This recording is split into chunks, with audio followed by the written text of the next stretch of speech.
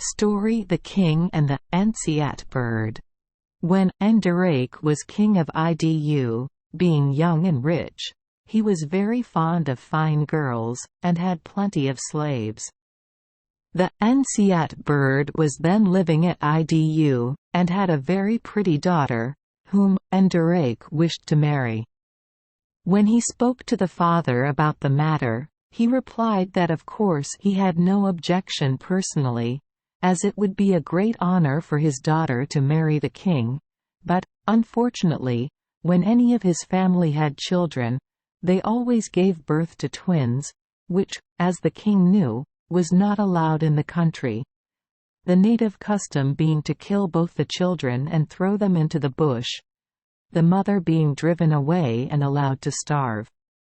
The king, however, being greatly struck with Adat, the bird's daughter, insisted on marrying her, so the Nsiat bird had to agree.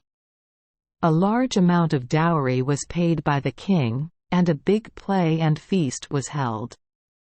One strong slave was told to carry Adat Nsiat during the whole play, and she sat on his shoulders with her legs around his neck. This was done to show what a rich and powerful man the king was.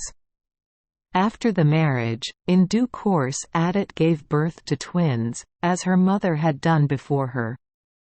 The king immediately became very fond of the two babies, but according to the native custom, which was too strong for anyone to resist, he had to give them up to be killed. When the Nsiat bird heard this, he went to the king and reminded him that he had warned the king before he married what would happen if he married Adat, and rather than that the twins should be killed, he and the whole of his family would leave the earth and dwell in the air, taking the twins with them. As the king was so fond of Adat and the two children, and did not want them to be killed, he gladly consented, and the Nsiat bird took the whole of his family, as well as Adat and her two children, away, and left the earth to live and make their home in the trees. But as they had formerly lived in the town with all the people, they did not like to go into the forest, so they made their nests in the trees which grew in the town, and that is why you always see the Nsiat birds living and making their nests only in places where human beings are.